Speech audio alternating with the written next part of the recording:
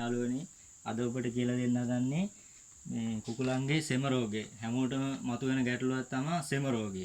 ඒක නිට්ටාවටම සුව වෙන බෙහෙතක් ගැන තමයි අද මම කියලා දෙන්න හදන්නේ ඔයගොල්ලන්ට. මෙහෙම බුලත් කොලයක් ගන්නවා.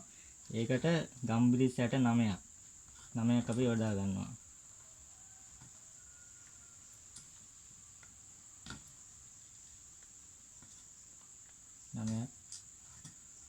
යොදා ගන්නවා. ඊට පස්සේ එහෙම නමනවා දෙකට. නමලා දානවා වගේ විදියට. ඊට පස්සේ මෙන්න මේ වගේ ගොඩක් ලොකුවට මේගේ වර්ගය තිබුණොත් පොඩ්ඩක් කහ කෑල්ලක් කොහොම අපිට යොදා ගන්න පුළුවන්. මෙන්න මේ ආකාරයේ පොඩි කෑල්ලක් ගන්නවා. පොඩ්ඩක් රුට් වගේ සහින්න ඕනේ ඒක. මේ ආකාරයට දාලා මෙහෙම ගෙඩියෙන් හොඳට අපි කොටා ගන්නවා. හොඳට කොටා ගන්න ඕනේ මේ පොඩි වෙන තරමට ඔක්කොම. ඊට පස්සේ කලවම් වෙනවනේ. කලවම් වෙනවා කහ කැල්ලක් මේක වෙනවා. බුලත් කොලෙත් හොඳට පොඩි වෙනවා. බුලත් කොලේ පොඩ්ඩක් තෙමා ගත්තොත් අපිට හොඳ. මම ඒක තෙමලා ගත්තේ. ඔයගොල්ලන්ට ඒක පෙන්වන්න බැරුණා චුට්ටක්. එතකොට ආසෝ කියන අර වේ නිකන් ගුලිය වගේ හදා ගන්න පුළුවන් අපිට.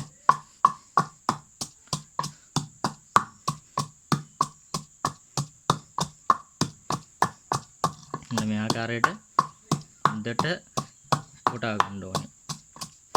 මේක අනිවාර්යෙන් මේ හොඳම බෙහෙතක් සිංහල බෙහෙත්. මේක හදාගත්තු සත්තු ඔක්කොම ගොඩ ගිහිල්ලා තියෙනවා.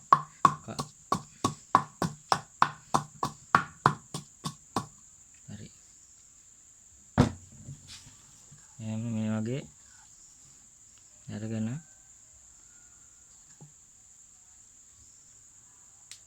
දැන් අපි ගුලි දෙකක් වගේ හදා ගන්න ඕනේ.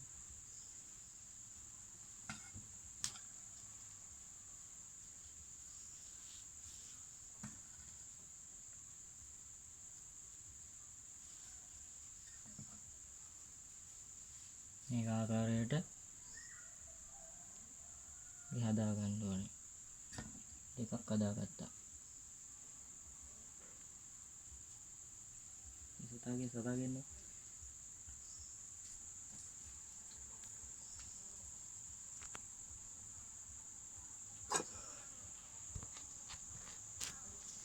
මේක ආකාරයට අපි සාමාන්‍යයෙන් ගිලින්න පොඩ්ඩක් අපහසුතාවය වගේ පොර කඩාගෙන යනවනේ සෙම.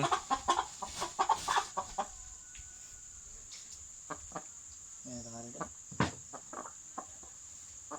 සතාව මේ ආකාරයට සතා එල ගන්නවා.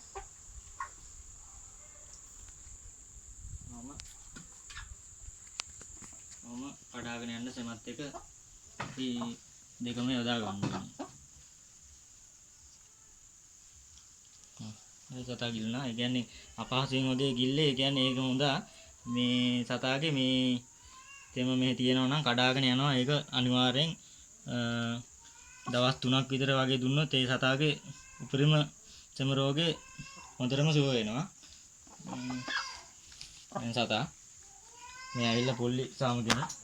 එහෙනම් ගොඩක් ස්තුතියි මේ මම අපේ වීඩියෝ එක බලුවාට. ආයෙත් මේ වගේ වීඩියෝ එකක් ගේන්නම්. එහෙනම් ඔබට ජය වේවා. පොල්ලි සාම.